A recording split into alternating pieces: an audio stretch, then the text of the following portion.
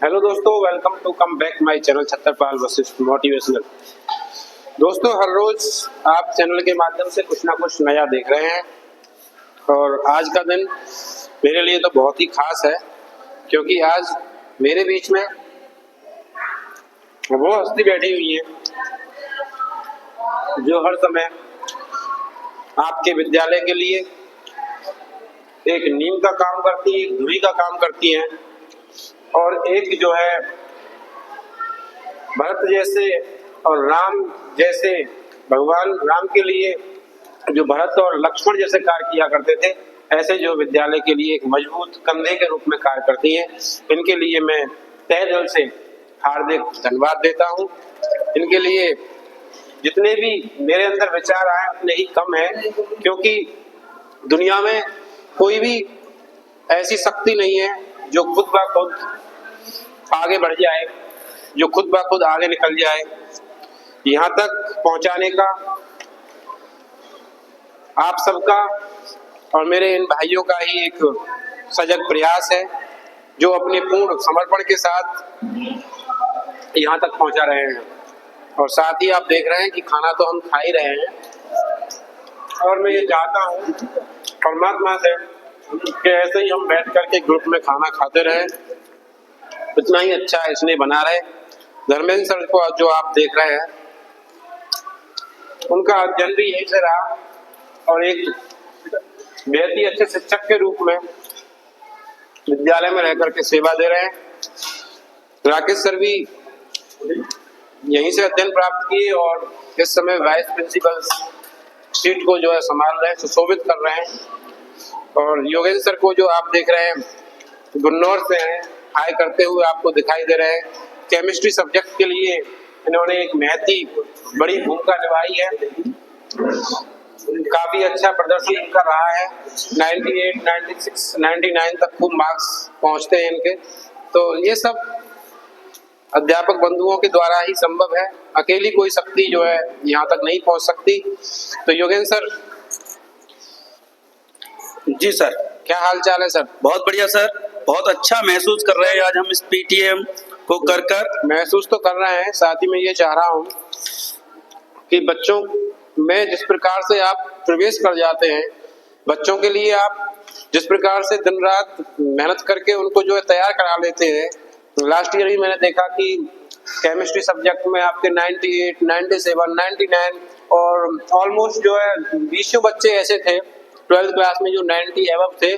तो वो कैसे सब संभव हो पाता है? इसका ये राज है कि बच्चों की पार्टिसिपेट बहुत अच्छी है जी। बच्चे और टीचर के बीच जो तारतम्यता है वो अच्छी बैठ जाती है और हम इसके लिए भरसक प्रयास करते हैं कि भिन्न भिन्न तरीके से उनको पढ़ाया जाए जी। हटके पढ़ाया जाए, किताबों से हटके तरीकों को इजाद करके सही तरीके से उनके दिमाग में, जहन में चीजें बिठाल दी जाएं, जिससे कि एग्जाम तक वो भूल ना पाए। हाँ जी। होता क्या है कि बच्चे रटते हैं और एग्जाम तक भूल जाते हैं। उसकी समस्या को दूर करने के लिए हमने ग्राफिकल तरीके से डिजाइन की हुई है चीजें और उन ग्राफिकल चीजों को हम बच्चों में संप्रेषण के माध्यम से दे रहे हैं, जिससे कि वो एग्जाम तक वो नहीं भूलते हैं और उन्हें जीवन पर्यंत चीजों को याद रखते हैं। इस बार के लिए क्या कहना है आपका? इसके लिए इस सत्र में जो परीक्षा होनी है, इस सत्र में तो हमारा मानना यह है कि हमारे आउट ऑफ 100 काफी बच्चे रहेंगे। जैसा कि रिजल्ट आएगा तो हम आपको दिखाएंगे भी जी। अभी मैं आपका परिचय साथ ही अपने vice principal sir Rakesh sir से कराता हूँ। दोस्तों, राकेश सर की भी एक बहुत बड़ी भूमिका रहती है और नमस्कार दोस्तों, मैथ की लेक्चरर पद को संभालते हैं सर और एक वाइस प्रिंसिपल सर के रूप में जो है पूरी जिम्मेदारी निभाते हैं।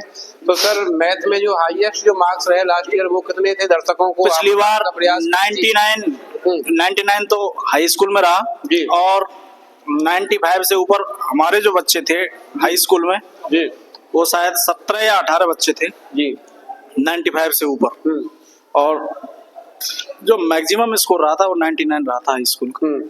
और 12th का जो मैक्सिमम स्कोर रहा था जी, वो पिछली बार का, वैसे तो हमारा 100 आउट ऑफ 100 निकाल चुके हैं, लेकिन पिछली बार का जो स्कोर रहा था वो 96 पे हमारे 5 बच्चे रहे थे जी, जिनमें से 2 बच्चे तो इस बार भी वो झांसी यूनिवर्सिटी से बीटेक कर रहे हैं। बीटेक कर रहे हैं। तो उम्मीद इस बार कर रहा हूँ कि इस बार भी हाई स्कूल में 99 और 100 पे कम से कम 4-5 बच्चे तो रहेंगे ही रहेंगे जी। और 95 से ऊपर तो लमसम पिछली बार से ज्यादा रहेगा रिजल्ट। और 12th क्लास में इस बार उम्मीद की जा रही है कि 100 आउट ऑफ 100 पे 4 बच्चे रहेंगे। सर, आज की मीटिंग जो हुई जिसमें करीब हॉस्टल के सैकड़ों अभिभावकों ने अपना योगदान दिया, उस मीटिंग के लिए आपके क्या विचार हैं? क्या आगे की उम्मीद उनसे लगती है आपको? थोड़ा सा दर्शकों को बताने का प्रयास करें। उम्मीद ये है क्योंकि जो जैसे हम उम्मीद लगा रहे थे, क्योंकि आज ठंड का मौसम है, त्योहार का भी टाइम है, तो उसमें ये लगा रहे थे कि कुछ गार्जियन कम सहभागी रहेंगे, लेकिन उम्मीद से ज्यादा बढ़ चढ़ करके उन्होंने अभिभावकों ने इस मीटिंग में भाग लिया जी। और विद्यालय को एक सही आधार स्तंभ के रूप में उन्होंने माना जी। क्योंकि विद्यालय सही दिशा में काम कर रहा है जी। और विद्यालय के लिए कुछ सजेशन भी दिए उन्होंने, जैसे विद्यालय के लिए एक लाइब्रेरी की स्थापना जी, और बच्चों के लिए जो कैंटीन वगैरह की है वो स्पेशल व्यवस्था। हालांकि विद्यालय में सुविधाएं तो बहुत अच्छी हैं, खाने पीने की कोई ऐसी दिक्कत नहीं है कि उनको कैंटीन की जरूरत पड़े, लेकिन उन्होंने मॉडर्नेशन जैसे मॉडर्नाइज जो जमाना हो रहा है उसके लिए उन्होंने अपने कुछ सुझाव दिए जी। तो मुझे बहुत अच्छा महसूस हुआ जी कि उनके सजेशन बहुत विद्यालय के फ्यूचर के लिए बहुत ही ठीक थे। और विद्यालय हमारा इस बार से इंग्लिश मीडियम में काम कर ही रहा है और आगे से पूर्ण रूप से यानी कि हाई स्कूल का जो हमारा एग्जाम होगा अगली बार 2026 में वो इंग्लिश मीडियम से ही होगा। तो जो आयोजन रहा वो बहुत ही सफल रहा और धर्मेंद्र सर के कुछ पॉइंट ऑफ व्यू आप जानिए, चावल का आनंद ले रहे हैं। दोस्तों, धर्मेंद्र सर भी हमारे बीच में काफी दिनों से प्रयास कर रहे हैं और पूरी ही जिम्मेदारी का वहन पूर्ण जिम्मेदारी का वहन धर्मेंद्र सर करते हैं, एक अच्छे प्रवक्ता के रूप में भी और एक अच्छे लेक्चरर के रूप में भी और प्राइमरी के हेड के रूप में जो है धर्मेंद्र सर नियुक्त हैं। तो धर्मेंद्र सर अपने विचार दें, सर कितनी स्ट्रेंथ विद्यालय के अंदर है, किस किस प्रकार से छात्र पढ़ने के लिए आते हैं, कितने गांव से बच्चे पढ़ने के लिए आते हैं और हॉस्टल की कितनी संख्या है सर? इस समय जो विद्यालय की संख्या है वो लगभग 1000 के समथिंग है जी और आवास की जो संख्या है वो 120 के समथिंग है जी। 120 ही है उसमें तो जी सर। पर मेरा मानना ऐसा है कि अगर शिक्षा को बढ़ाना है तो जी जो गार्जियंस हैं उनको जागरूक करना पड़ेगा शिक्षा के प्रति। पुराने समय में जो काम किए जाते थे वो ताकत के बल पर किए जाते थे और हमारा जो देश था पहले इसको सबसे धनी देशों में माना जाता था, भारत को और चाइना को। जो अमेरिका जैसे देश थे, अमेरिका, जर्मनी, जापान, ये बहुत पिछड़े हुए देश थे, लेकिन आज वो हमसे आगे हैं। उसका कारण है कि वो शिक्षा में हमसे आगे निकल गए हैं जी। अगर आगे निकला जा सकता है आज के युग में जी तो शिक्षा प्राप्त करके निकला जा सकता है जी। और हम शिक्षा के मामले में पीछे हो गए, इस वजह से हमारा देश उन देशों की अपेक्षा पिछड़ा हुआ है। जी सर। तो गार्जियंस को इसके प्रति जागरूक करना होगा, उनको बताना होगा कि जब फसल सूखकर जल के बिन तिनका तिनकावन गिर जाए, होने वाली वर्षा का रह जाता कोई अर्थ नहीं। तो उनको इस बात को बताना होगा कि बाद में आप अपने बच्चे को शिक्षा दिलाना चाहें, समय निकल जाने के बाद जी तो वो किसी काम की नहीं रहेगी। बिल्कुल सर। इसी प्रकार संख्या को बढ़ाया जा सकता है। जी। तो मेरा मानना है कि सभी शिक्षकगण इस पर ध्यान दें, पढ़ाई को ज़्यादा से ज़्यादा बेहतर करें। जितनी ज़्यादा अच्छी पढ़ाई होगी गार्जियंस उतना ही संतुष्ट होगा और अपने बच्चे का एडमिशन दिलाएगा।